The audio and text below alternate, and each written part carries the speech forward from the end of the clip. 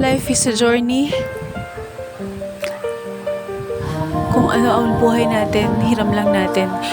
Gusto ko pong samantalahin itong pagkakataon na ito na muli po at wala po akong sawang magsasabi sa inyo lahat na maraming salamat po. Simula nang malagyan ako ng pacemaker, sa lahat ng mga taong nagmamahal sa akin, sa lahat ng mga taong naniniwala.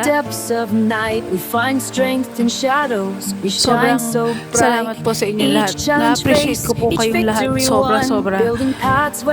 Sa lahat din po ng mga sumusuporta sa akin, nagbibigay ng walang kapalit. Alam ko po, si Lord na po ang magbabalik doon. Sobra. Siksik, liglig, umaapaw. Sobrang hindi ko po ma-express yung nararamdaman kong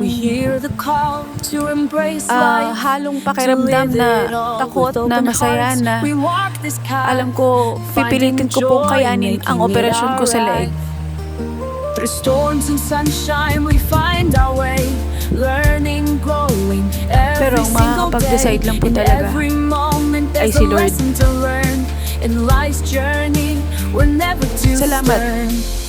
Salamat dahil nagkakilala po tayong lahat. Nakilala niyo ko. Sa lahat ng mga nakakakilala sa akin, maraming salamat po. Kahit hindi ko po kayo kilala, salamat po. Salamat sa mga nagme-message sa akin. Kahit hindi ako nakikita, kahit dito lang sa Facebook, sa social media lang ako nakikita. At sa mga nakasalumuha ko sa Zumba Philippines, maraming salamat po. Sa mga naniwala sa talento ko, sa mga humanga, sa mga nakasayaw ko, sa mga nakahataw ko, sa mga nakabasag kong stage. Ang CST, lahat kayo, alam nyo na kung sino-sino kayo. At sorry kasi hindi ko na maalala yung iba. Hindi ko na iisa-isahin. Basta salamat sa lahat ng CST Zumba SM team. Maraming salamat po sa inyo lahat. Lalong-lalo na sa'yo, Sir Lay Valle and Mars Winnie Agustin. Maraming salamat sa pagtanggap sa akin sa team. At sa lahat ng mga Zumba enthusiast dyan, sa mga taong humanga, maraming salamat po. Wala po ako sawang magpapasalamat sa inyo lahat. Hindi po ito pamamaalam. Ito po ay isang mensahe, kalakip ng inyong mga larawan na sumama sa journey ko simula ng pakikipaglaban ko sa sakit ko. Sa mga kumakausap sa akin na walang sawang nabibigay ng payo, walang nagsawang nagdadasal para sa akin, na inuuna akong ipagdasal. Sobrang appreciate ko po. Siguro po dahil po sa inyo din, nagkakaroon ako ng lakas ng loob na harapin po ito lahat. Salamat po. Wala na po ko ibang masabi kundi salamat dahil hindi ko na po ma-express ang sarili ko. Hindi po ito muli pamamaalam. At umaasa akong babalik ako.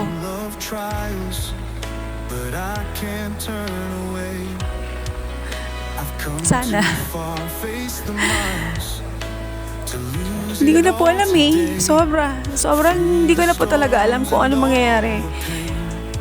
Pero pipilitin ko pong lumaban. Kaya sobrang salamat po. Narito po ang inyong mga larawan na kasama ko. Pasensya na po kung may mga nakalagtaan ako. Hindi ko na po talaga maalala kung sino-sino yung iba sa inyo. Salamat po. Mahal ko po kayong lahat.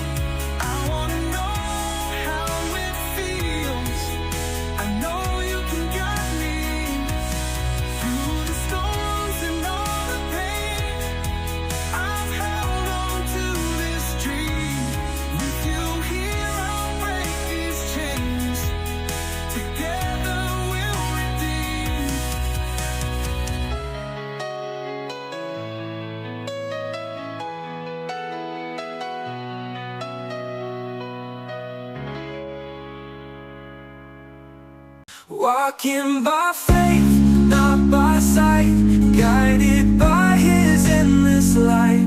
Every shadow fades away as we trust in You today. Walking by faith, not by sight, guided by His endless light. Every shadow fades away as we trust in You today.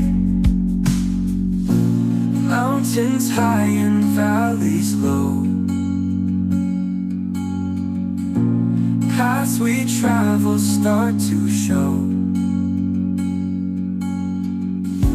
In His love we surely grow, feeling peace within our soul.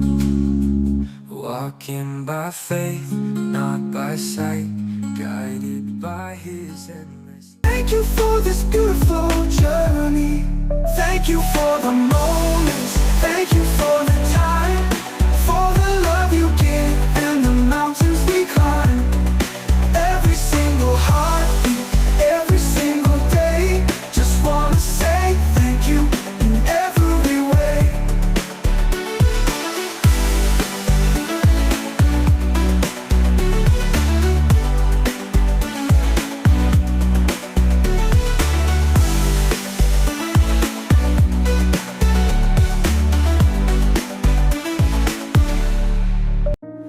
Thank You, Lord, for all You've done, for the battles You have won, for the love that never ends.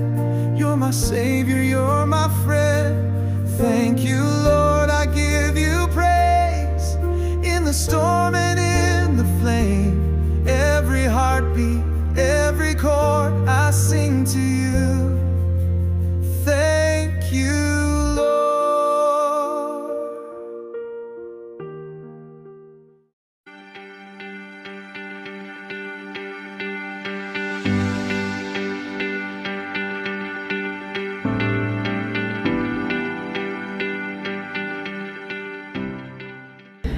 Good morning po. I am Charmaine Vasquez from Antipolo, and I am a graduate of BS Nursing from AMA School of Medicine last 2007, and I worked as a medical secretary from 2007 to 2009, and then nagturo po ako ng Zumba from 2014 to 2018.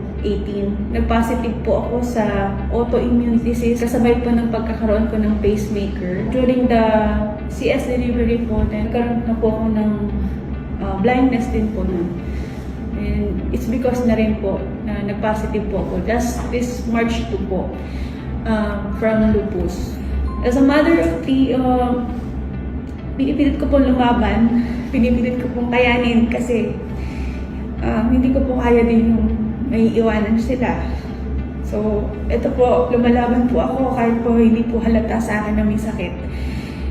Siguro yun po yung miracle ni God para sa akin. Medical City saved my life from having a pacemaker.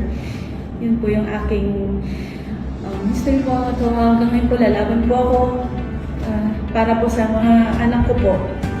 Sila na lang po ang aking pinamumugutan ng lakas. Siyempre si Lord na siya lang po ang nag-create sa atin.